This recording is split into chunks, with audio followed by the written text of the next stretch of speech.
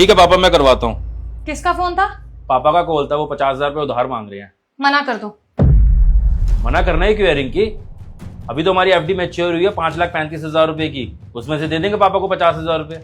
और वैसे ही पापा कह रहे थे कि 2-3 महीने में दे देंगे पैसे वापस। अरे कोई पैसे देने की जरूरत नहीं है, इतने टाइम से एफडी में पैसे भर रहे थे, अब जाके मैच्योर हुई है, उनके लिए थोड़ी ना करी थी। कोई जरूरत नहीं है देने की। ठेका ले रखा है क्या बुड्ढे का? और रिंकी पापा है वो। अरे पापा है तो क्या हो गया? हमारी जरूरतें नहीं है क्या? पैदा कर दिया तो एहसान कर दिया उन्होंने हमारे ऊपर। हम अपनी जरूरतें पूरी करेंगे पहले, उनकी थोड़ी ना करेंगे। खुद कर लेंगे अपना खर्च, मना कर दो। पैदा कर दिया तो ठेका ही ले लिया है उन्होंने। पापा है। दामाद जी, हुआ पैसों का इंतजाम? अरे बहुत सख्त जरूरत थी, वरना मैं तुम्हें कहता नहीं। वो मैं कोशिश कर रहा हूँ। ऐसा है ना, मैं तुम्हारे घर के पास ही आया हुआ था, 1 घंटे में पहुंच जाऊंगा। हाँ, बस तुम इंतजाम कर देना। ठीक है, आप आ जाइए फिर। फिर से तुम्हारे पापा का कॉल था ना? क्या कह रहे थे? तुम हमेशा अपने बाप की मदद करने के लिए तैयार ही रहते हो। अरे कभी हमारे बारे में भी सोच लिया करो। मैं भी फैमिली हूँ, हमारी भी फैमिली आगे बढ़ेगी। रिंकी, मैं तो सभी के बारे में सोचता हूँ, बस तुम ही सेल्फिश हो गई है। हाँ ठीक है, अगर खुद के लिए सोचने वाले को सेल्फिश कहते हैं ना, तो मैं सेल्फिश ही अच्छी हूँ। छोड़ो, तुम ये बात सुनो मेरे ध्यान से। मैं बाहर से 1 पाव पनीर ला रहा हूँ, तो पनीर की सब्जी बना देना। किस खुशी में पनीर बनेगा? अभी पापा से बात हुई थी, वो बेचारे पास में ही हैं, 1 घंटे में घर ही आ जाएंगे। थके हुए होंगे, भूख भी लग रही होगी। एक काम करना, पनीर की सब्जी बना देना, उनको पसंद भी है। अरे कोई जरूरत नहीं है, कल रात की सब्जी पड़ी है। ज्यादा शौक है ना रोटी सब्जी खाने का? वही गर्म कर दूंगी, रोटी सेक दूंगी, खा लेगा वही तुम्हारा बाप। अरे यार, रात का खाना हम खा लेंगे, अब कोई बाहर से आएगा उसको घर का रात का खाना खिलाना अच्छी बात थोड़ी है। अब पापा हैं, अगर पनीर की सब्जी खा लेंगे तो क्या हो जाएगा यार। अरे कोई जरूरत नहीं है पनीर लाने की, एक ही सब्जी काफी है, वही खा लेंगे। ठीक है, तुम्हारी जैसी मर्जी। ऑफिस के काम से नीचे जा रहा हूँ, तुम्हें जो करना है वो करो। बड़ा बेशरम बुड्ढा है। अब जाके कतरन लपेटूं, नहीं तो इसमें भी मुंह बन जाएगा उसका। कैसी है बेटा? पापा आप? हाँ, मैं दामाद जी ने बताया ना तुझे कि मैं आने वाला हूँ। पापा का कॉल था, वो 50,000 रुपये उधार मांग रहे हैं। ठीक है, आप आ जाइए। बेटा क्या सोच रही है? कुछ बात हुई है क्या? नहीं कुछ नहीं सोच रहे पापा। आप आओ, अंदर आओ। क्या हो गया पापा? बहुत परेशान लग रहे हो। क्या बताऊँ बेटा, थोड़ा परेशानी में था, थोड़ी सी पैसों की दिक्कत है, तेरी मदद चाहिए थी थोड़ी सी। पैसे? तो पापा आपने पहले क्यों नहीं बताया?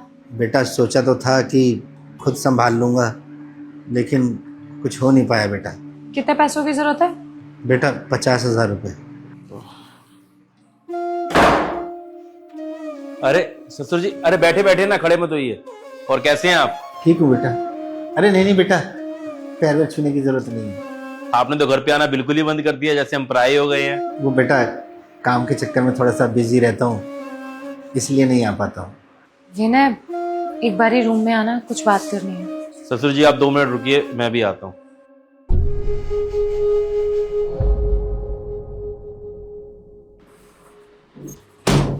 विनय, आई एम सो सॉरी।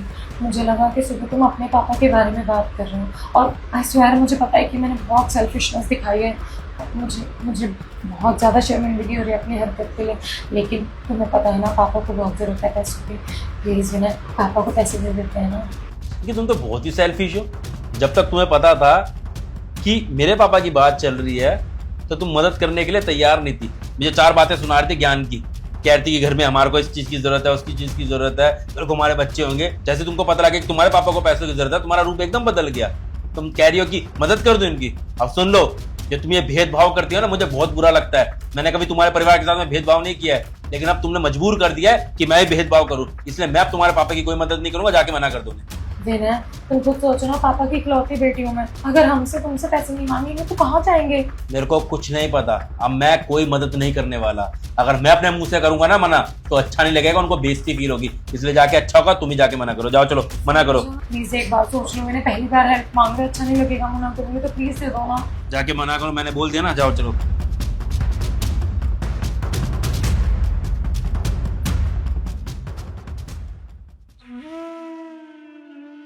पापा माफ करना, हम आपकी कोई मदद नहीं कर पाएंगे।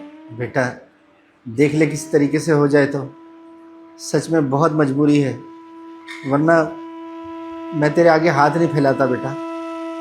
ससुर जी आप टेंशन मत लीजिए, पैसों का अरेंजमेंट मैंने कर दिया, आपको पैसे जल्दी दे दूंगा। विनय, आई एम सो सॉरी, मुझसे बहुत बड़ी गलती हो गई।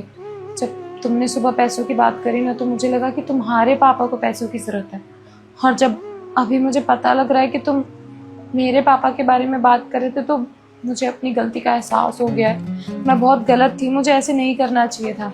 अगर आज मेरे पापा को पैसे नहीं मिले ना, तो वो बहुत प्रॉब्लम में पड़ जाएंगे, और अगर आज मेरे पापा की जगह तुम्हारे पापा होते तो वो भी बहुत बड़ी प्रॉब्लम में फंस जाते।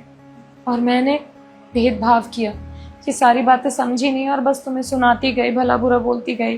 देखो रिंकी, हमें कभी ना भेदभाव नहीं करना चाहिए, चाहे अपनी फैमिली हो चाहे फिर हमारे पार्टनर की हो। हमें सबके साथ में ना एक जैसा व्यवहार रखना चाहिए। और सच बात बताऊं रिंकी, जब हम एक दूसरे को समझेंगे ना, एक दूसरे की इज्जत करेंगे, उनकी फैमिली की इज्जत करेंगे, तभी हमारी फैमिली भी एक दूसरे को समझेगी, वो भी एक दूसरे को अच्छे से जान पाएगी। मैंने तो कभी अपने परिवार और तुम्हारे परिवार में भेदभाव नहीं किया। मैं तो दोनों को एक समान समझता हूँ, क्योंकि शादी के बाद में पति की फैमिली वाइफ की फैमिली होनी चाहिए और वाइफ की फैमिली हस्बैंड की फैमिली होनी चाहिए। और वैसे हमारी फैमिली कितनी बड़ी है यार, छोटा छोटा तो हमारा परिवार है। अब उसके अंदर भी अगर हम भेदभाव करेंगे तो अच्छी बात थोड़ी है। और सच बताऊं रिंकी, मुझे फ़र्क नहीं पड़ता कि ये तुम्हारे पापा हैं या मेरे पापा हैं। अगर आज तुम्हारे पापा की जगह मेरे पापा को भी मदद की ज़रूरत थी तो तब भी मैं मदद करता ही ना, तो फिर मैं भेदभाव क्यों करूं? जब मैंने शादी करके तुम्हें वचन दिया है कि तुम्हारी फैमिली को तुम्हें अपना बनाऊंगा, तो फिर मैं भेदभाव क्यों करूं? विनय, तुम बिल्कुल सही कह रहे हो, मुझे तुम्हारी बात समझ आ गई है। मैं आज के बाद कभी तुम्हारी और अपनी फैमिली में भेदभाव नहीं करूंगी। I am so sorry. और अच्छी बात है अगर तुम्हें भी ये चीज़ समझ में आ जाए तो, क्योंकि बहुत गलत होते हैं वो लोग जो सामने वाले के परिवार के साथ में भेदभाव करते हैं। सच में ऐसे लोगों ने शादी का मतलब ही नहीं समझा है। बाकी यही कहूँगा रिंकी की जो हो गया उसे अब दोबारा रिपीट मत करना, वरना बहुत बुरा लगेगा मुझे। बैठिए ना आप। हाय गाइस, कैसी लगी आपको वीडियो? उम्मीद करता हूँ वीडियो अच्छी लगी होगी। बाकी हमारी वीडियो का मकसद एक ही है कि हमारी वीडियो के थ्रू ज़्यादा से ज़्यादा हम पॉजिटिव मैसेज लोगों को दे सकें और समाज में जो बुराइयां हैं उनको ख़त्म कर सकें। बाकी अभी हम हरियाणा सोनीपत में बैठ के इस वीडियो को बना रहे हैं। आप कहाँ पर बैठ के वीडियो को देख रहे हैं ज़रूर बताना, आपके कमेंट्स का इंतजार रहेगा। आपके कमेंट्स पढ़ के मोटिवेशन मिलता है। मिलते हैं अगली वीडियो में, बाय बाय।